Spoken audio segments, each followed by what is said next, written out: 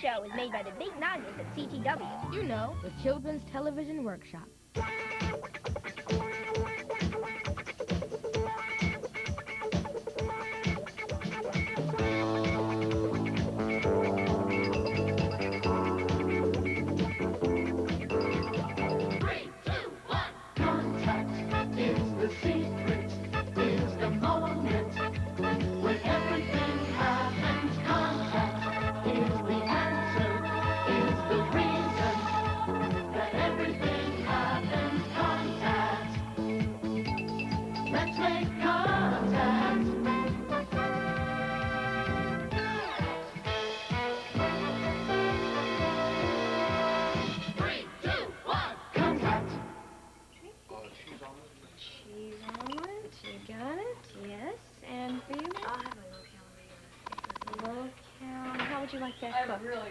I'm very hungry, too. You're angry? Oh, hi, I'm Debbie. hungry. Oh. Debbie? Hi, how are you?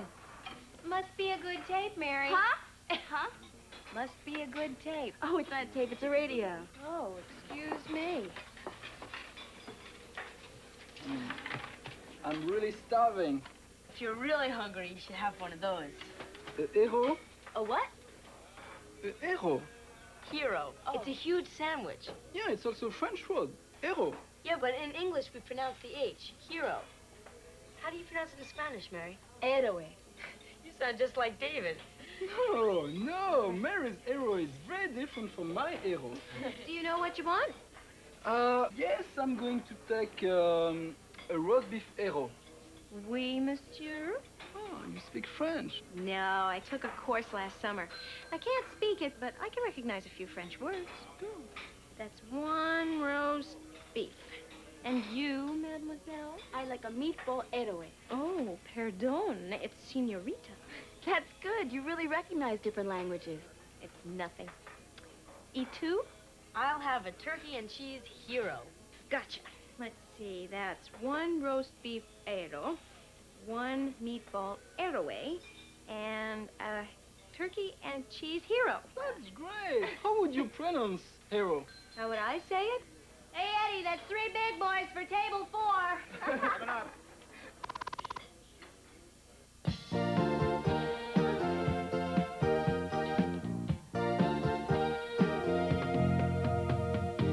When we meet and greet each other, there are signals we recognize. Your eye, a smile, a wave, a wag, a rub, a hug, a kiss. When we meet and greet each other, there are signals we all know. We all know, even if you don't understand the words. Konnichiwa. Hola. Yasha. Assalamu alaikum. Kaçtı. Namaste. Merhaba. Cześć. Howdy. You understand? Hello.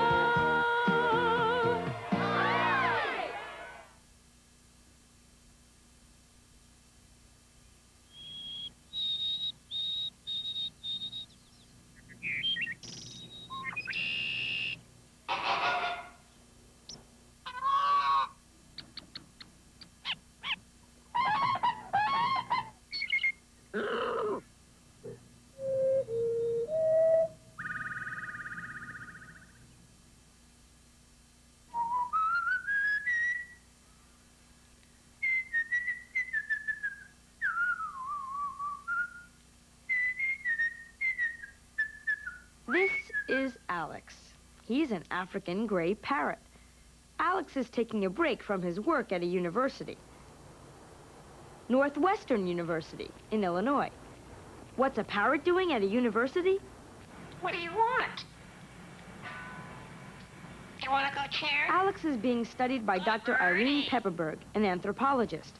Dr. Pepperberg is experimenting to find out if Alex can understand the meanings of the words he says. Does he know what it is? Mm-hmm. He has a label for it. Come on, tell me what's here. War. Good boy. That's right. That's right.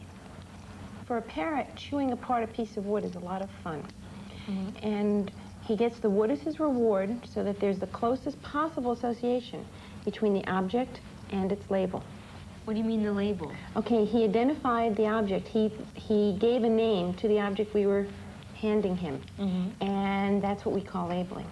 So he used the human term to identify the object. Alex says, I want, whenever he wants to tell us he wants something. Does that mean he's using our language? Not really. It does mean that he's learned how to communicate with us. What's the difference? Okay, the difference is that, for example, if he really had language, he would be able to take a bunch of different sentences and recombine them to express new thoughts. So he would have a sentence like, I'm Alex, I like chocolate, and that's a donut. And then he would say, Alex wants a chocolate donut, all right? That would be a language in the sense of being really able to recombine a lot of different phrases. What he can do is a simple form of language, which is knowing that there's a phrase, I want, and knowing that there's a bunch of different objects that can be put in the slot that follows I want. I want blank. That's right, that's right. And that means that he can communicate his wants to us, but it's not as complex as language. What's this, Alex? Look. Chipinary. What's binary? This is an apple. Okay, that's Alex's label for the object. Okay, he made that one up by himself. This time we were training him to say apple, and he had begun to say a little puh noise, and then all of a sudden he looks at it and he says, I want binary. And at the time, the labels in his vocabulary for fruits were banana, cherry, and grape.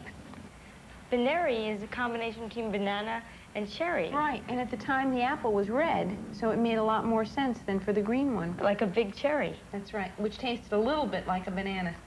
Wow. How many different words can he say? Okay, he has a vocabulary of 30 labels for objects. He knows 6 colors, 5 shapes. He can identify quantities up to 6. And he has functional use of phrases like come here and no, and I want this or want to go there, where this and there are actually appropriate labels. So like when he was requesting I want walnut, he can put any of those 30 different objects in the slot where walnut was. I'm going to see if he can show you that he understands concepts, okay? And we're going to try a little test, and if he does it correctly, I'll explain what we're about. Hey, come on. What do you mean concepts? Okay, let's see if he'll do this first. Come on, Alex, look. Can you tell me what's different? Want to taste? Tell me what's different. Okay? Can you tell me what's different? So you're asking him what's different between the two objects? That's correct. Tell me what's different. Color. Good parrot. Color. That's right. There is a difference between these objects, and the only difference between them, you see they're the same material, Right. and they're the same shape. The only difference is their color. Oh, So this is a further concept than just simply knowing that, say, orange is a color. he understands the quality of color. Correct. Well, one of the things we're trying to figure out is whether he can learn to use English vocalizations to identify different objects, and then once he has a certain vocabulary of English labels, we can then figure out if he can use these to understand concepts, such as categories, in terms of like different colors, what is a color, whether objects that vary with respect to color or shape have particular aspects still in common, and things like that. How does that help you understand about the bird's use of language? Because we're using English to somehow figure out what is going on when he thinks about these colors and shapes and materials. Obviously, in the wild, he has to have some knowledge, say, of colors or knowledge of same and different, so that he knows that if this berry was red at this time and it tasted good, another berry that's red at another time is going to taste good as well. Because it's the same, and it has the same qualities, the same color, the same shape. And the same flavor, probably. Hey, what's different? Come on, what's different? What's different? What's different? Shape. Good birdie! Shape. You're a good parrot. So he understands the concept of same and different. Right, and this means that we can now, in the laboratory, get actual data on what's happening. Because he can communicate with you in some way. That's correct. That's correct, yeah. And we're not sure what an animal's concept of number is in the wild. And we're not sure that they need it in the wild. But what we've been able to show is that he can identify quantities of objects if we show them to him. So let's see if he'll do this. Come on, can you tell me how many? Come on, how many? How many? How many? 2. That's Two. right. You're right. That's right. You're right. There were 2. Yeah, you want a nut. Well, Now you can get one. get a small nut. So this time he said 2. And does he say 2 the majority of times? Yeah, he's right again about 75–80% of the time. Do parrots talk to each other in the wild? We think they do. We're not sure. A lot of researchers are doing some experiments to determine whether that's true or not. The parrot in particular has what's called a duetting behavior, which means that a parrot and its mate, when separated by great distances in the wild, have a specific code that they use back and forth to locate one another in a big flock of birds. And they've also been shown to use a different code when they're very close together, say sitting next to one another on a perch. And scientists suppose that this is some kind of communication code. Hey, where do you want to go? I want to go shoulder. Let's go on shoulder. You want to go on her shoulder? Okay, you can go sit on her shoulder. There you go. Hi, Alex. Hi. I love you. I gotta go eat lunch.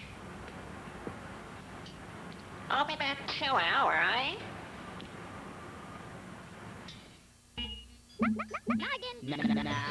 Now, 3, 2, 1, contact. Next. Next, the electric company. After that, Sesame Street unpaid.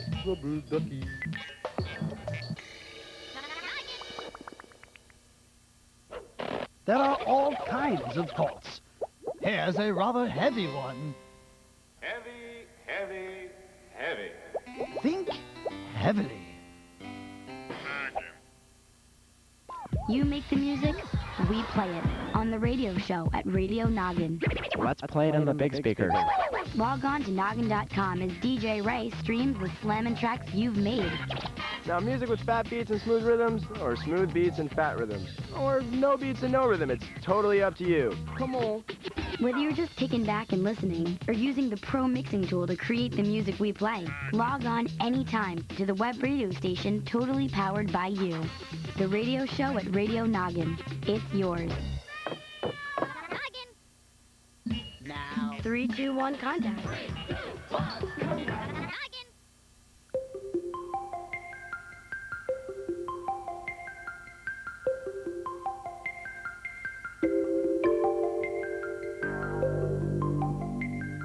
This is the United States. The next story takes place here, in France. This is Cochin Hospital in Paris, France. That is Professor Lusadi, who seems to be talking to an empty room. Room light. Entrance door. Entrance door.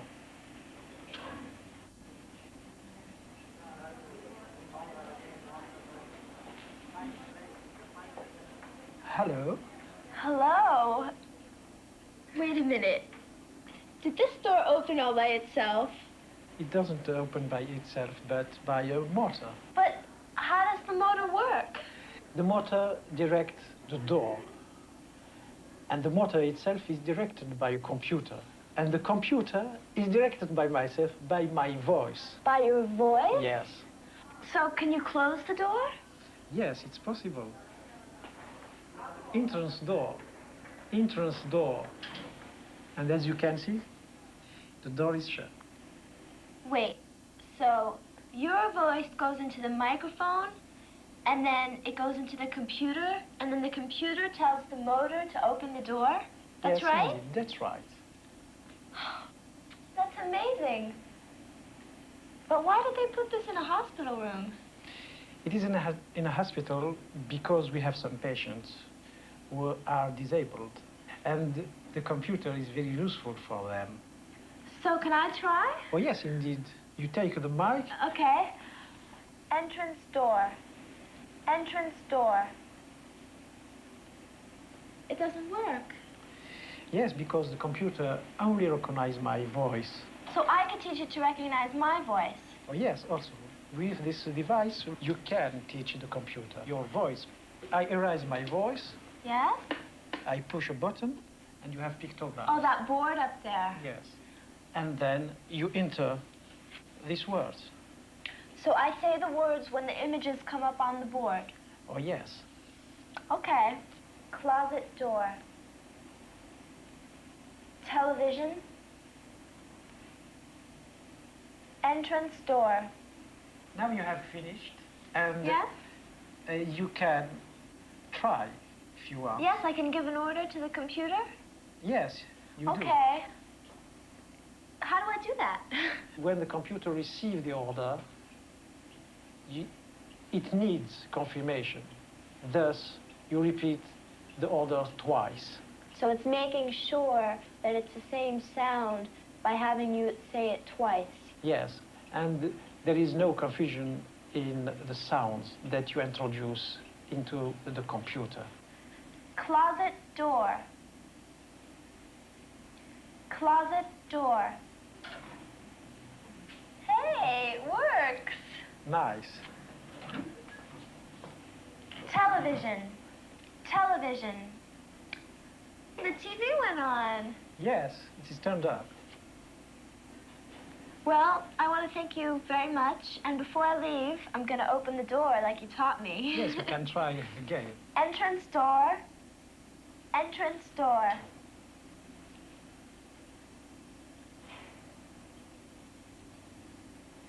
Works.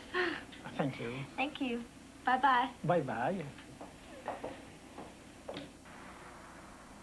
To find out more about how computers can recognize the human voice, Chantal talked to Christian Everard, an engineer who develops computer programs for voice recognition. Really? It can turn, the voice can actually turn into a shape on the screen?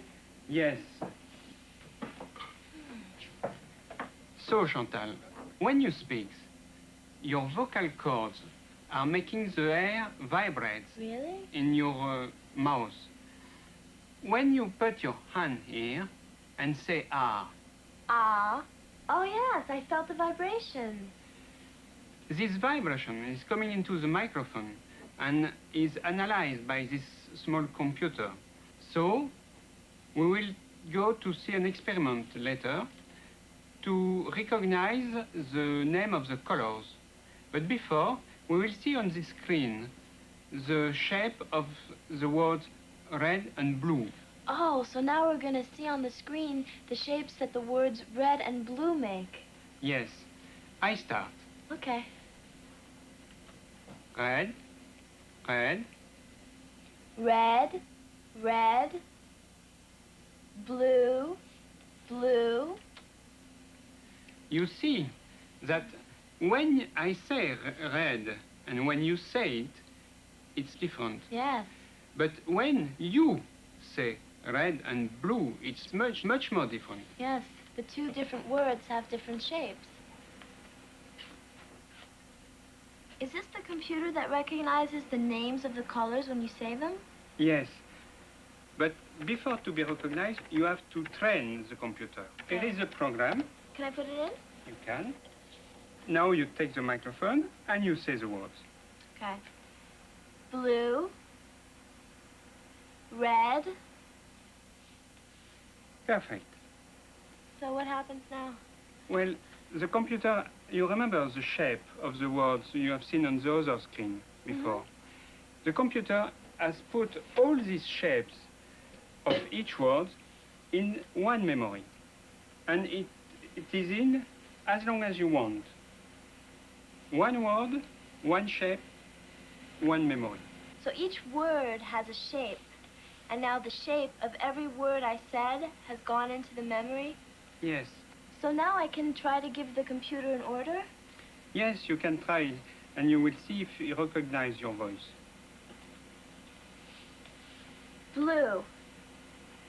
Oh, there's a blue circle. Red. And now the red There's circle. a red circle. So now the computer understands me. No, it just compares the form, the shape of the word you said. Oh, I see. What happened is that when I said the word blue, the shape that I made was the same as the shape that I made the first time when I said the word blue, when we were teaching the computer to recognize my voice. And Yes. since the shapes were similar, the blue circle appeared on the screen. Exactly. I understand. It does not understand you, but it recognizes the word. The shape. Yes. Yes. Whenever there's trouble, we're there on the double. We're the Bloodhound Gang. If you've got the crime, we've got the time. We're the Bloodhound Gang.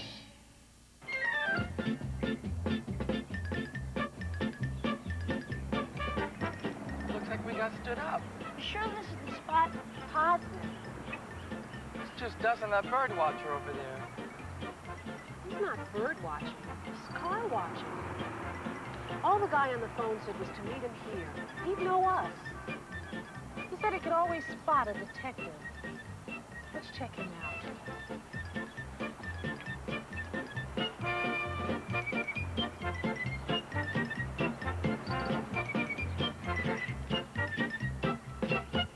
Sir? Buzz off.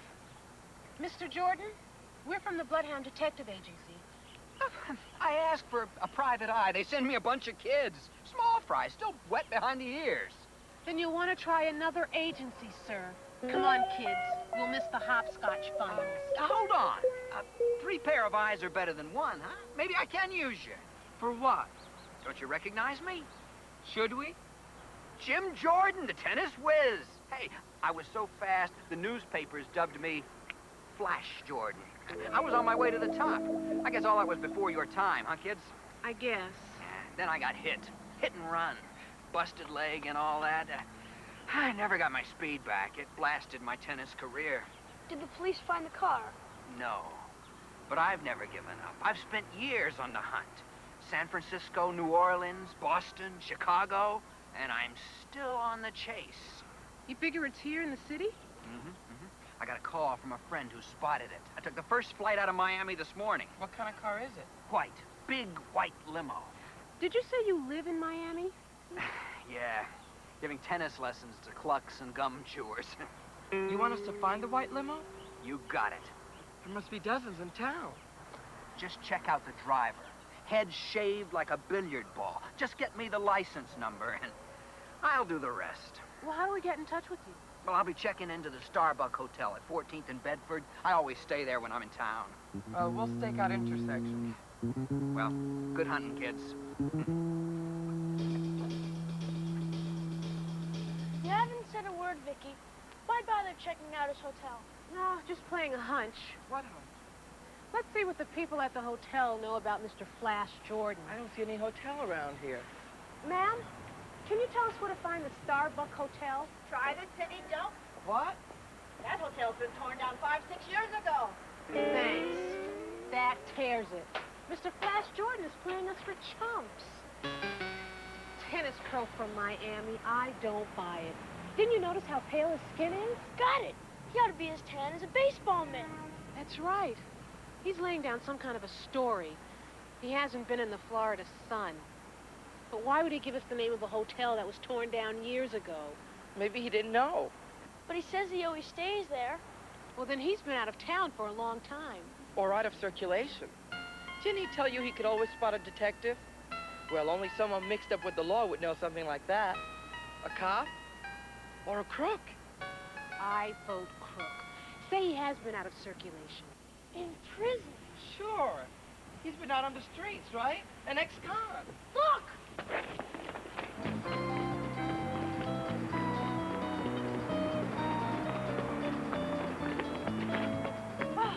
Was the driver bald? I couldn't tell, but I caught the license.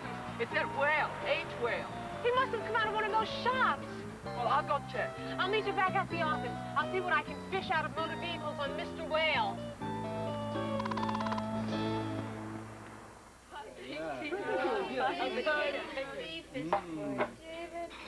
There's your turkey and cheese. And the meatball is for Mary if she will move the radio so I can put it down. El radio has been moved.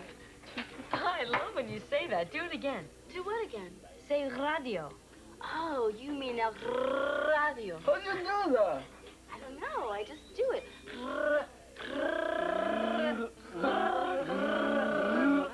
Show me how. Radio. Okay, what can you show me? Where do I place my tongue? I don't know. Then how'd you learn to do it? I just heard it. When I was growing up, my parents spoke Spanish, so I just said what I heard. Kids pick up languages very easily. Oh, So that's why I have trouble learning French. I'm not a kid anymore. Debbie, does anyone in your family speak another language? Well, my grandmother spoke Yiddish sometimes. I know a couple of words like mazel tov. What does it mean? It means good luck. That's a good word to know. Yeah, knowing a couple words is good, but it's not like knowing a whole other language like you do. Say that again. That's why I'm determined to learn French. I guess your grandma would say I got chutzpah. You mean chutzpah. Right. Wait, do that again. What? Say chutzpah. Chutzpah. Chutzpah. How do you make that sound? Chutzpah. Wait a Chutzpah. Chutzpah. Chutzpah. Chutzpah. Chutzpah. Chutzpah.